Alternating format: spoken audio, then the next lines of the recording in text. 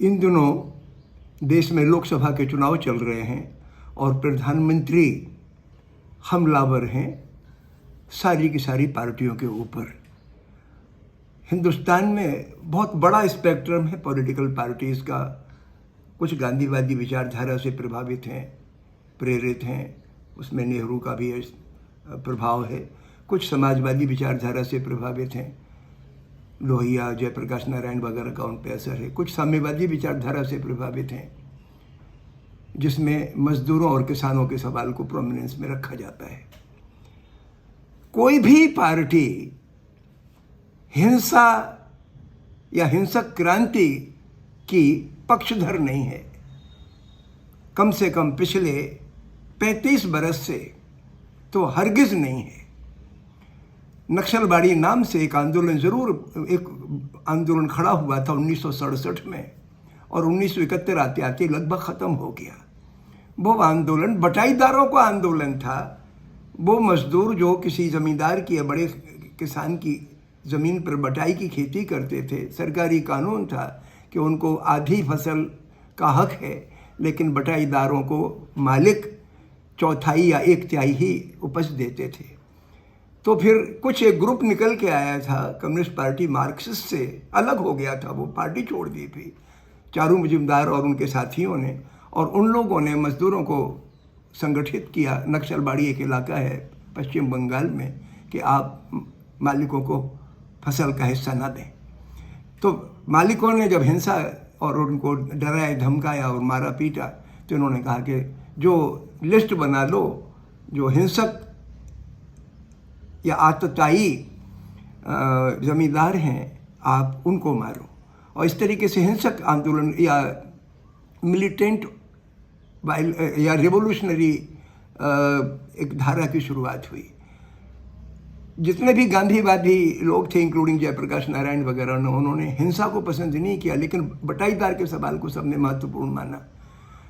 खैर, वो आंदोलन चला और काफ़ी फैल गया था बंगाल में, लेकिन उस वक्त इंदिरा गांधी की सरकार थी, तो उस आंदोलन को उन्हीं की सरकार ने दबाया और आखिर में 1971 आते आते वो आंदोलन ख़त्म हो गया। चारों जमदार मर भी गए 1972 के आसपास।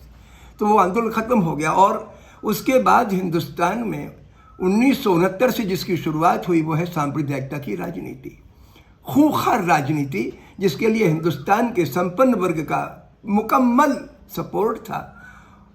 तो जो एक मरी हुई या एक ख़त्म हुआ आंदोलन है, उसके कुछ अच्छे एस्पेक्ट हैं, कुछ ख़राब एस्पेक्ट हैं, लेकिन उसके बाद में जो एक खूंखार किस्म का आंदोलन खड़ा हुआ, जो टोटली नफ़रत और हिंसा पर आधारित था, जिसमें नीली जैसे मसैकर हुए, जिसमें भागलपुर जैसे नरसंहार हुए। नीली में तो 2800 लोग मारे गए थे, लगभग सारे के सारे मुसलमान।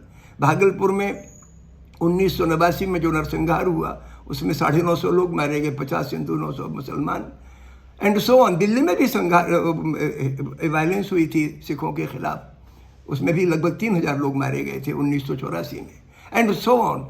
यानी धार्मिक नफरत has been the most dominant force, political force, और सबसे ज़्यादा हिंसा इसी की आड़ में हुई है हिंदुस्तान में।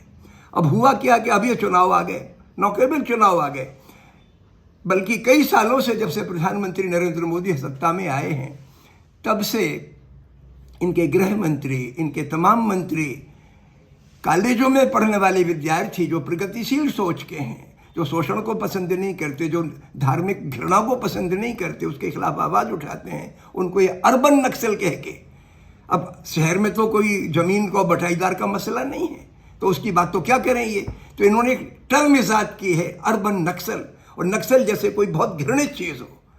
नक्सलबाड़ी आंदोलन के बारे में हिंसा के एस्पेक्ट को छोड़ दें तो एक पॉजिटिव आंदोलन था। हिंसा ज़रूर उसका एक ऐसा अंश शामिल हुआ जिसमें ज़्यादातर हत्याएं भी मजदूर और बटाईदार किसानों की ही हुई हैं, और या नक्सलवादी जो कम्युनिस्ट क्रांतिकारी थे उनकी हत्याएं हुई हैं।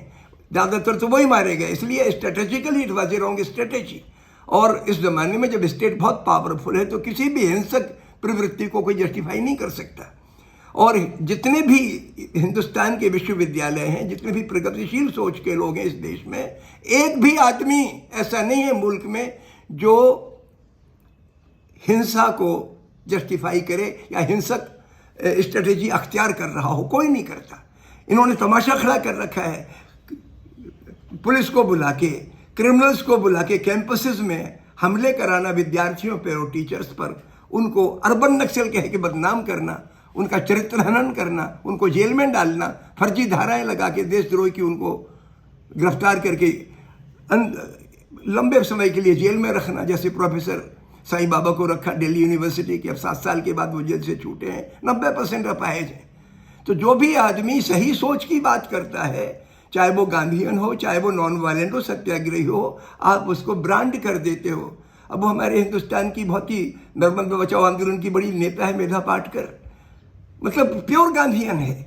हमारे शाहीन बाग की लड़कियां जिन्होंने ये सत्याग्रह चलाया सिटीजनशिप के सवाल पर, प्योर नॉन वायलेंट, आप इनको अर्बन नक्सल कह के बदनाम करते हैं और फिर इनके ऊपर उल्टी सीधी धाराएं लगा के गिरफ्तार करते हैं। कई लोग अभी भी जेल में बंद हैं। तो ये जो टेक्निक है कि हिंदुस्तान के सही सोचने वाले आदमी को अर्बन नक्सल कह के जलील करना, गिरफ्तार करना ठीक नहीं है, और ये लोकतंत्र पर ही हमला है, ये हिंदुस्तान की जड़ें काटता है। मैं चाहता हूं कि प्रधानमंत्री जो मौजूदा हिंसा है पिछले 10 बरस में, जो जिसका मैनिफेस्टेशन हुआ है लिंचिंग की शक्ल में, जिसका मैनिफेस्टेशन हुआ है मणिपुर में, जिसका मैनिफेस्टेशन हुआ है तमाम प्रकार के दंगे फसाद में इस देश में, और जुनूनी बातें करके प्रधानमंत्री खुद ही जो मैनिफेस्ट कर रहे हैं, वो गंभीर हिंसा है। ये तो मैं क्या कहूं, घृणिततम हिंसा की मिसाल हमारे प्रधानमंत्री और उनके मंत्री पेश कर रहे हैं, और दूसरों को अर्बन नक्सल के बदनाम करते हैं। इस पर रोक लगनी चाहिए, इस पर आप आत्मनिरीक्षण करें और इस प्रकार की प्रवृत्ति को बढ़ावा न दें। बहुत बहुत शुक्रिया।